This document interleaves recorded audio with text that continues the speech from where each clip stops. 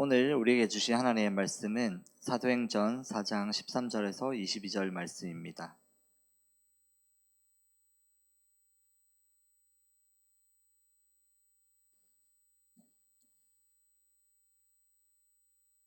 사도행전 4장 13절에서 22절 말씀입니다.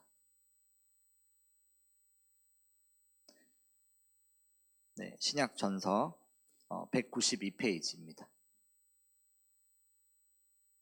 네, 우리 다 찾으셨으면 우리 13절에서 22절까지 우리 한 절씩 교독하도록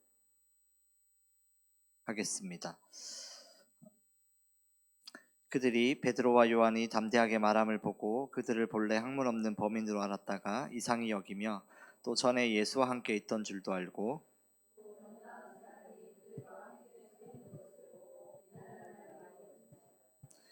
명하여 공회에서 나가라 하고 서로 의논하여 이르되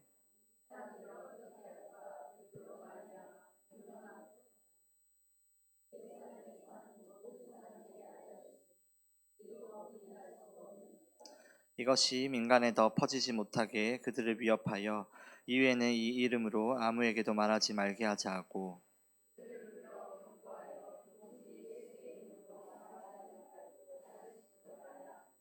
베드로와 요한이 대답하여 이르되 하나님 앞에서 너희의 말을 듣는 것이 하나님의 말씀을 듣는 것보다 옳은가 판단하라. 관리들이 백성들 때문에 그들을 어떻게 처벌할지 방법을 찾지 못하고 다시 위협하여 놓아 주었으니 이는 모든 사람이 그 된 일을 보고 하나님께 영광을 돌림이라.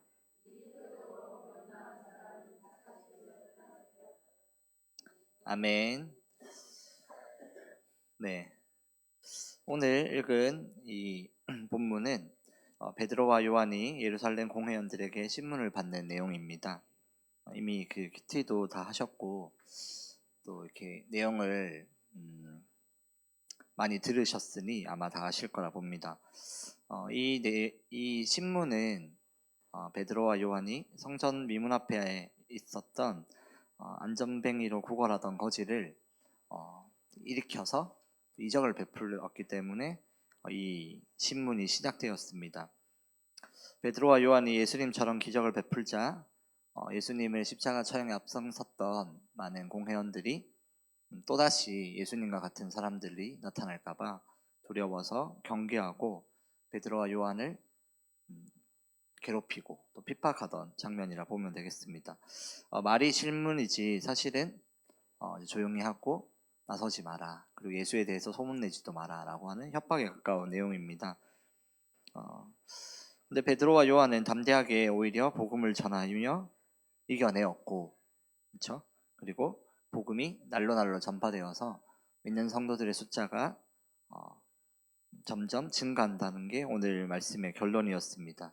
그래서 우리가 이 말씀을 볼 때 대부분 묵상을 할 때 결론이 믿음의 싸움에서 담대하자, 그리고 말을 잘하자, 또 두려워하지 말자, 움츠러지지 말자, 담담하게 나가면 하나님 함께 하시고 승리하신다, 뭐 이렇게 보통 많이 생각합니다. 근데 문제가 생깁니다.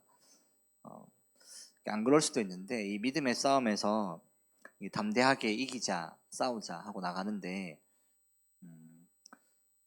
베드로와 요한처럼 담대하게 해서 좋은 결과를 내는 사람들보다 그렇게 담대하게 나갈 수 없는 사람들이 더 많다라는 게 좀 뭐랄까, 이렇게 문제 아닌 문제입니다.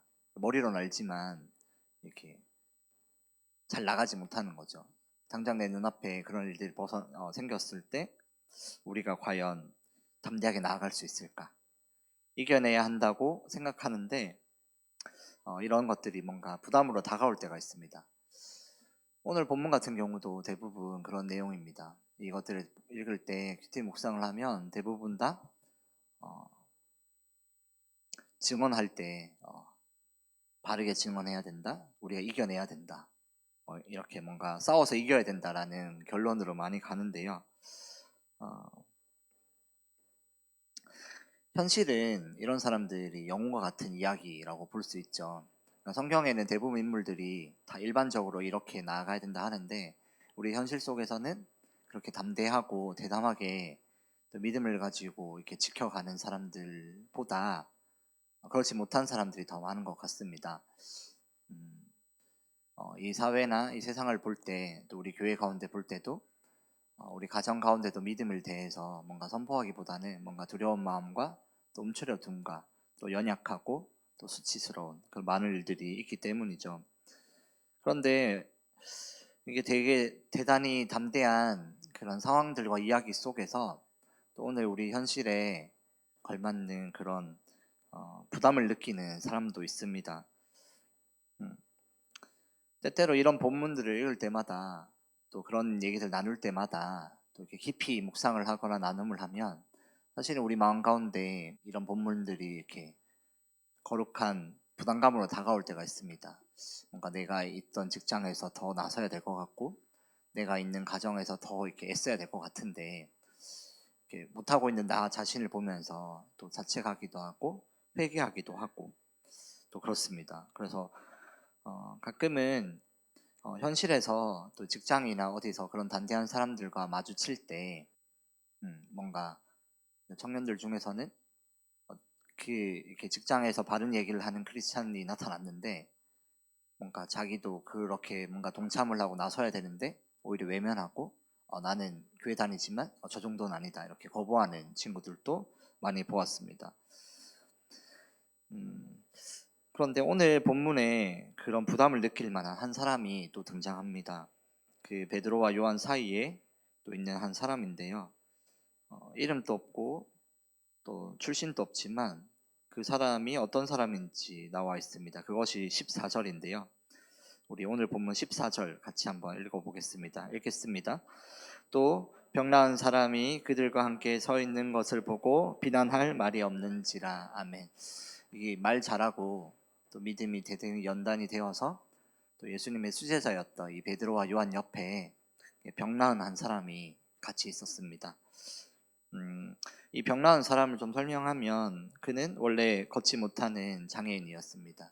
성경에 보면은 이 사람이 그 안식일 날 이제 사람들이 성전에 들어오는 날이 되면 사람들이 이 사람을 들쳐매고 그 성전 미문 앞에 이렇게 돗자리 깔고 이렇게 구걸할 수 있도록 이렇게 맨날 매서 주고 끝나면 다시 집에 데려다 주고 하는 그런 이렇게 운명의 사람들이었습니다. 구걸한 것으로 하루하루 살아가는 가난한 사람들이었는데요. 그러다 베드로와 요한을 만나 병을 고침 받았습니다. 그런데 이 사람이 오늘 베드로와 요한 옆에 같이 함께 서 있었습니다. 어, 지금은 그냥 뭐 장애인이 있을 때 뭔가 성경이나 뭐 어떤 것들이 있어서 병이 생겼다 이렇게 이제 과학적으로 이게 많이 증거가 됐는데 옛날 시대에는 이 병이 있다라는 건 뭔가 저주받았다라고 생각을 많이 했습니다. 그래서 우리나라도 옛날에 이제 그런 경우가 많았는데요. 미신의 요소나 또 그런 하나님이나 뭐 신들의 저주를 받아서 안진뱅이가 되었다, 또 기머루기가 되었다 해서 장애인들이 이렇게 차별 아닌 차별, 가난한 것도 물론 중요했지만 사회적으로도 차별도 많이 받고 또 같은 믿는 이들 사이에서도 차별을 많이 받았던 존재라고 보면 되겠습니다. 그런데 이 사람이 이제 병고침을 받고 그 옆에 서 있습니다. 근데 이 본문을 오늘 이 14절 가지고 이 병나은 사람의 입장에서 우리 한번 믿음을 어떻게 하면 또 믿음의 싸움을 이겨갈 수 있을까 이제 한번 볼 건데요. 이 사람의 모습을 보고 우리 한 가지 지혜를 배울 수 있습니다. 그것이 뭐냐면 바로 함께 서 있는 것입니다. 14절에 병나은 사람이 그들과 함께 서 있는 것을 보고 이렇게 말합니다. 병나은 자가 옆에 서 있다라는 겁니다. 이게 왜 대단하냐?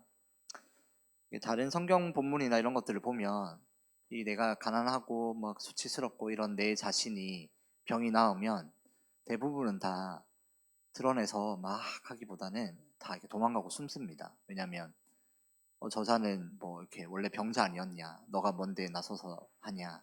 그리고 내가 나았지만 사람들이 계속 손가락질을 하잖아요. 출신들이나 이런 것들 보면서 너가 무슨 하나님의 은혜를 받은 자냐? 너 옛날에 병 걸린 사람 아니냐?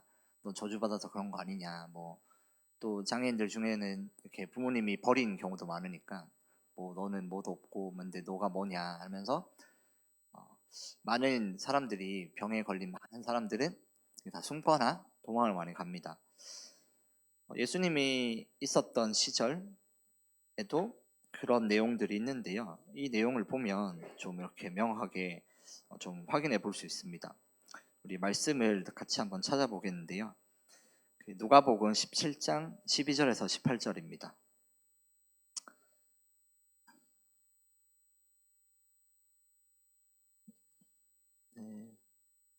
누가복음 17장 12절에서 18절입니다.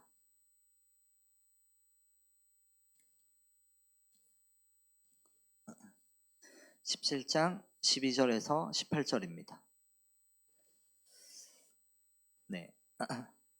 조금 긴데요. 우리 한 절씩 같이 읽으면 좋을 것 같습니다. 124쪽입니다. 신약 124쪽 혹은 125쪽인데요. 12절부터 18절까지 우리 한 절씩 같이 교독하겠습니다. 저부터 읽겠습니다. 한 마을에 들어가시니 나병 환자 10명이 예수를 만나 멀리 서서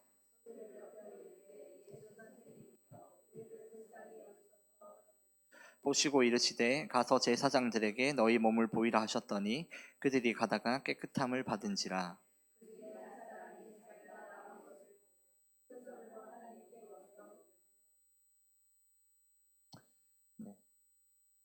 예수의 발 아래 엎드려 감사하니 그는 사마리아 사람이라.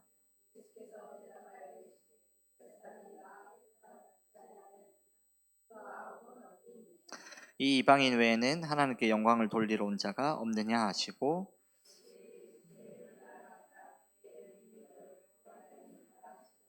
아멘. 네, 그렇습니다. 여기 보면 예수님께서 이렇게 길 가다가 나병 환자 10명이 막 병 고쳐달라고 막 애원을 합니다. 그래서 예수님이 병을 딱 고쳐줬는데, 근데 옛날에는 그 구약의 법을 보면은 나병 환자가 됐다가 나병이 나오면 그것을 누가 판단했냐면 제사장들이 판단을 했어요. 그래서 예수님도 그 법에 따라서 너희가 나았으니 제사장에게 가서 병이 나았다라는 그 이렇게 인증서 같이 인증을 받아라 이 얘기를 하는 거예요. 그래서 이 사람들이 나병 환자 걸린 사람들이 그래서 예수님께서 낫게 해주셨다라는 그 말을 듣고 이제 그 나병 환자 이제 나았다라는 걸 판결을 받으러 제사장에 가는 도중에 병이 다 나은 거예요. 그랬더니 이 사람들이 10명 중에 몇 명이 9명이 도망을 간 거예요. 왜 도망갔을까? 이걸 우리가 좀 한번 생각해 볼 필요가 있는데 어, 당시에 이제 예수님이 엄청 유명해졌으니까 첫 번째는 뭐 이렇게 많은 이스라엘 그 바리새인들이랑 많은 사람들이 예수님을 막 이렇게 요주인물로 본 거예요. 예수님 믿는 사람들을 좀 이렇게 괴롭히고 너도 이상한 사람 아니냐라고 했던 그런 좀 무서운 협박 아닌 협박이 있어서 도망갔을 거다 이렇게 생각해 볼 수 있고 또 수치스러워서 내 몸이나 이런 것들이 나았으니까 이제 더 이상 사람들에게 그 왜 그런 거 있잖아요. 우리가 상처가 있고 많은 사람들이 갑자기 잠수 타서 새 사람 돼서 살아가는 내가 없는 나의 상처와 내 모습을 아무도 모르는 곳에서 살고 싶다 해서 그냥 떠나는 사람들 있잖아요. 뭐 그런 것처럼 떠났다 이럴 수도 있고 아니면 은혜 받기 전에는 그냥 뭐 이렇게 갈급했다가 막상 나오니까 오 장땡이다 하면서 이제 예수님이고 뭐고 그냥 나는 이제 내 삶을 찾아 떠나련다 하고 떠나서 도망갔을 수도 있고 그렇습니다. 그런데 대부분의 사람들이 이렇게 어려운 것 같아요. 나타나기가. 예를 들어서 그 제가 막 엄청 아프고 힘들고 막 이렇게 제 경험을 하자면 뭐 그냥 저는 어렸을 때 이제 괴롭힘도 많이 당했는데 그 괴롭힘을 당했다가 하나님 안에서 회복됐고 지금 너무 괜찮아졌어요. 근데 내가 이것을 하나님 앞에서 이렇게 은혜 받고 했던 것들을 많은 사람들 앞에 얘기를 못 하겠는 거예요. 왜냐면 내가 너무 수치스럽고 내가 너무 바보 같고 내가 너무 부족하고 이런 거니까 그냥 잊고 싶지 그런 것들을 이렇게 놔두고 싶지 않는 거예요. 그러니까 뭐 그런 거 있잖아요. 내가 예를 들어서 과거에 그 뭐랄까 힘들고 어려운 삶을 살았는데 지금은 괜찮았어. 그런데 나중에 힘들고 가난한 사람들이 도와줄 달라고 너도 옛날에 그러지 않았냐 이러면 야 나는 이제 손 뗐다 너랑 이제 내 나 더 이상 괴롭히지 말고 나는 이제 그 과거에서 벗어나고 싶고 벗어났으니까 나 이제 그 가난한 시절 생각하고도 싶지 않다. 가라 이렇게 하면서 뭔가 선을 긋거나 또 내 과거의 상처와 이런 것들로부터 벗어나서 살고자 하고 하는 마음이 많다는 거예요. 그런데 사람들이 다 이제 그래서 병이 나았거나 좋아지면 과거와 단절하고 싶지, 그 과거로부터 이렇게 이음받은 그 은혜를 살아가는 건 좀 더 어려운 일이었던 것 같아요. 우리 지금 생각해도 그렇잖아요. 그런데 이때는 그런 여러 가지 복합적인 부분이 있어서 예수님을 쫓는다, 그럼 병이 나왔다 이러면 이제 그 공회원에서 이제 잡아가지고 그런 말 하지 마라, 예수님이 아니라 자진적으로 나왔다 그래라 하고 막 협박도 하고 막 했을 것 같아요. 그래서 뭐 그랬다. 근데 여기서 중요한 건 17절입니다. 17절에 그 이 이방인 외에는 하나님께 영광을 돌리러 돌아온 자가 없느냐, 이렇게 예수님께서 말씀하세요. 그러니까 내가 병이 나았다라는 것들을 볼 때 그것이 하나님이 하셨다라고 증거하거나 또 하나님 앞에, 예수님 앞에 나오는 자가 왜 없느냐, 이 얘기인 거예요.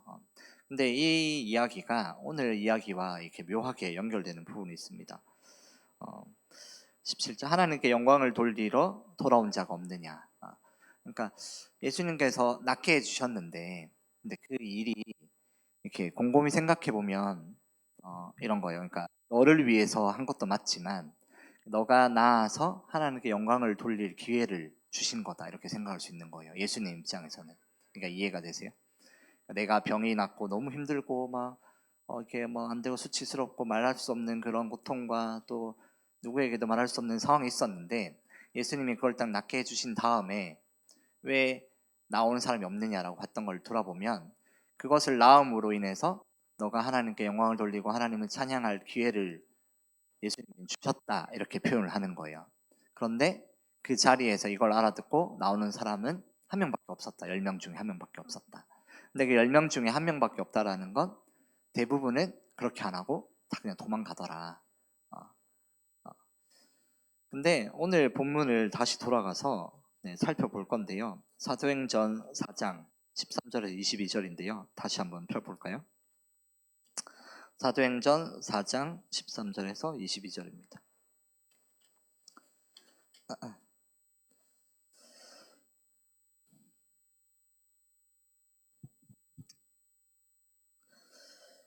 사도행전 4장 13절에서 22절 이제 펴섰으면 다시 한번 들어보시면 좋겠습니다.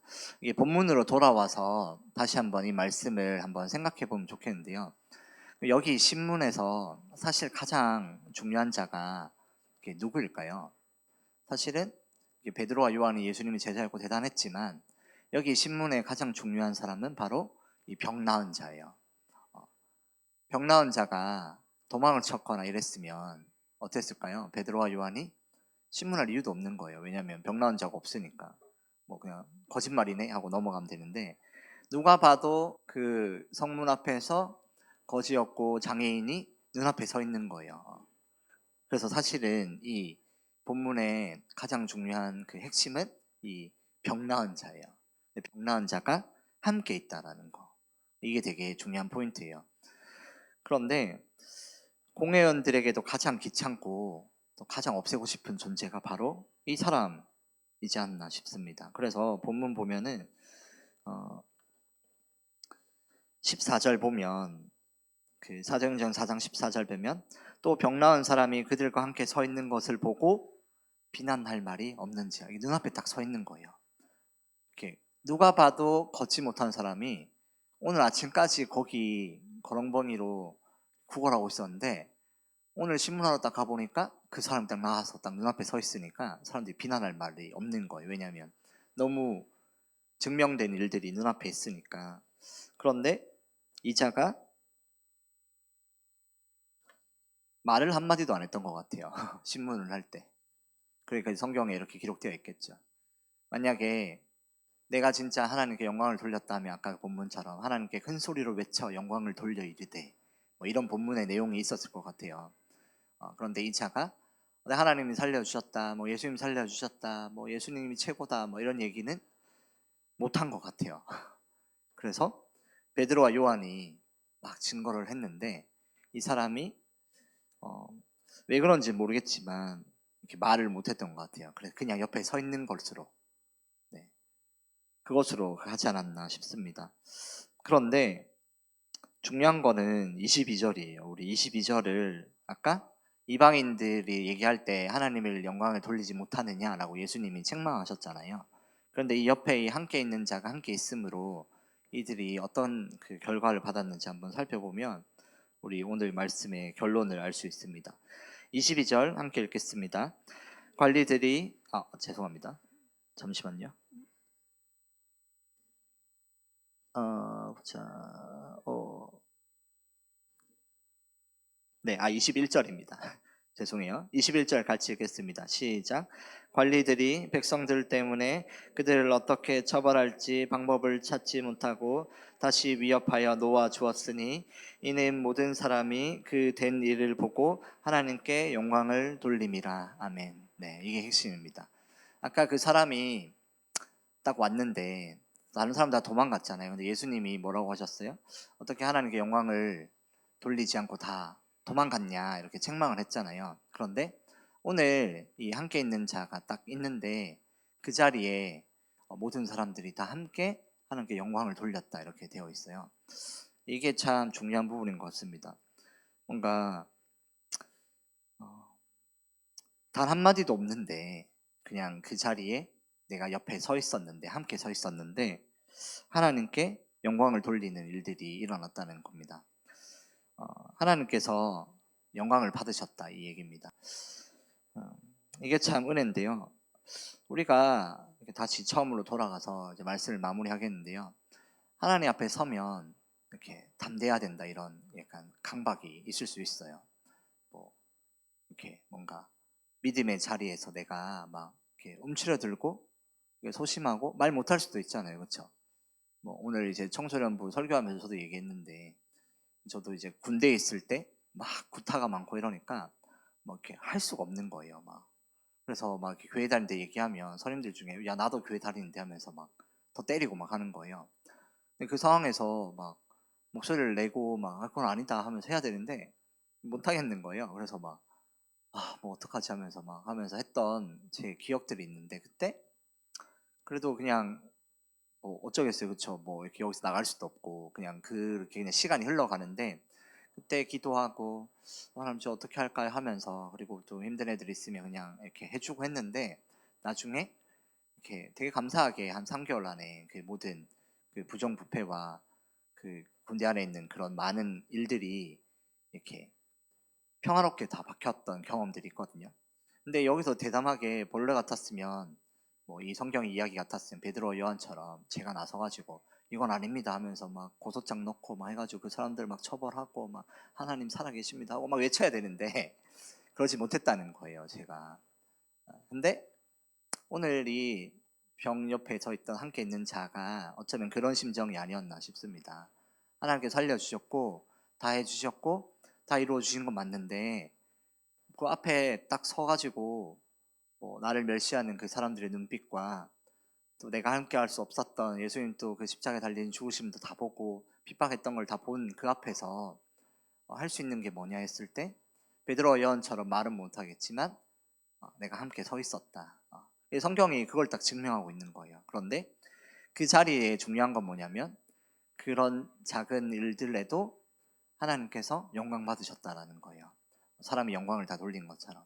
그러니까 뭔가 우리가 담대하고 막 다 나서야 될 것 같고 막 그런 해결의 자리에 막 이렇게 해야 될 것 같은데 그거는 이제 믿음의 분량이 뛰어난 정말 베드로와 요한 같은 사람들.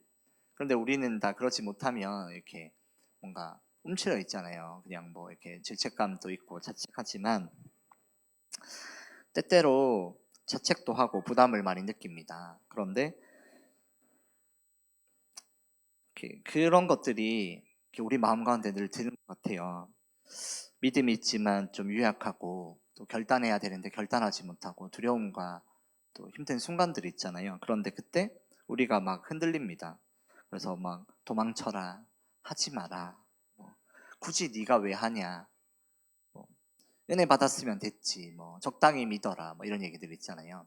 근데 담대하게 빡 얘기해야 되는데 말을 못 하겠는 그때 그럴 때 있잖아요. 뭐 이게 성김의 외로움의 자리에 있으면 다 이렇게 느끼실 것 같아요. 너가 굳이 그걸 왜 하냐? 너 말고도 할 사람 많다. 그냥 뭐 잊어라 뭐 이런 얘기들.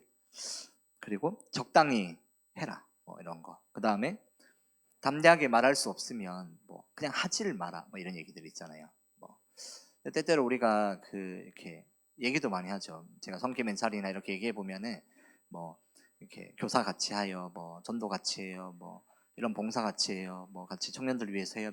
아 저는 청년들을 잘 몰라서 아 저는 재능이 없어서 뭐 근데 그 마음을 저는 진심으로 생각을 해요. 그런데 사실은 그 재능보다 중요한 건 그 저는 진짜 하나님의 마음으로 함께하는 사람을 찾고 싶은데 이렇게 뭔가 우리 마음 가운데는 뭔가 재능이 있어야 되고 뭔가 담대해야 되고 하는 그런 마음이 있지 않나.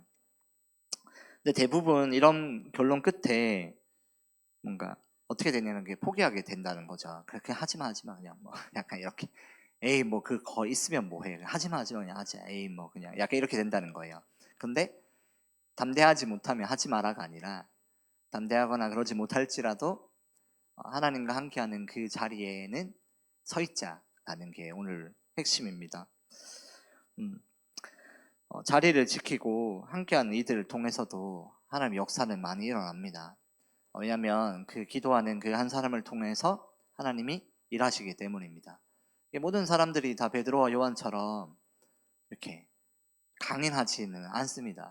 네, 베드로와 요한처럼 이렇게 막 나섰을 때 3천 명이 돌아오고 그런 슈퍼히어로 같은 사람들이 많지는 않아요.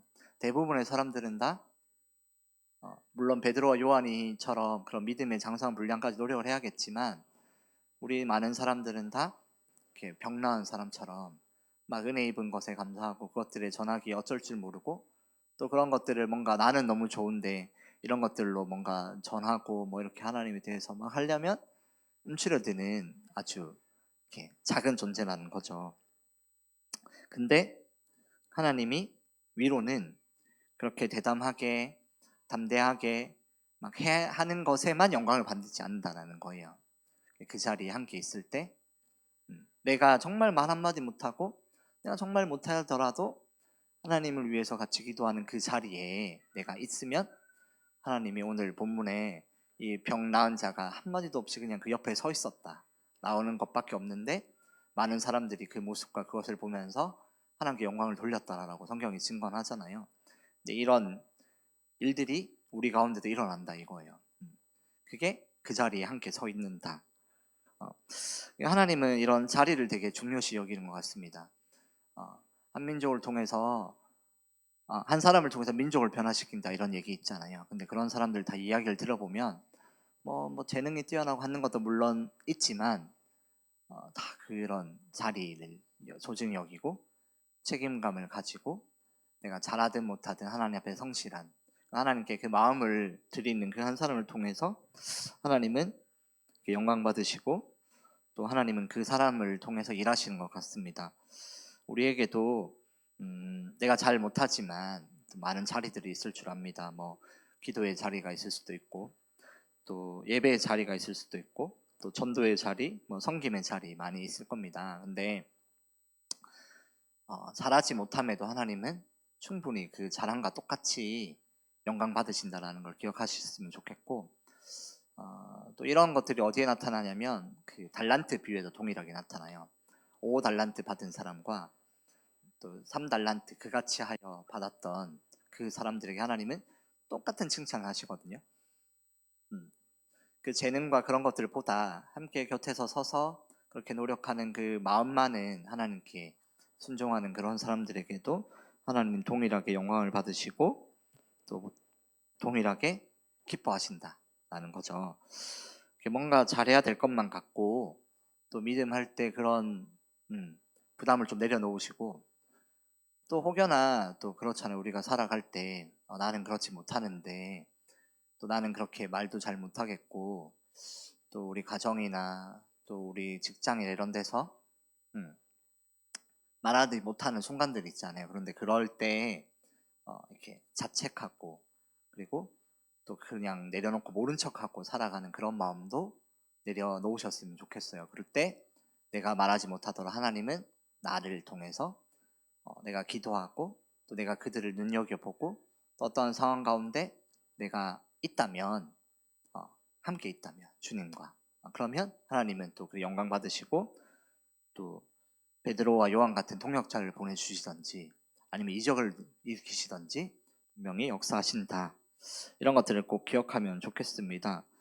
그래서 나는 부족하지만 또 하나님과 함께 서서 노력하여 하나님께 영광 돌리는 또 하나님이 일하시는 통로가 되는 우리가 되기를 주님의 이름으로 축원합니다. 함께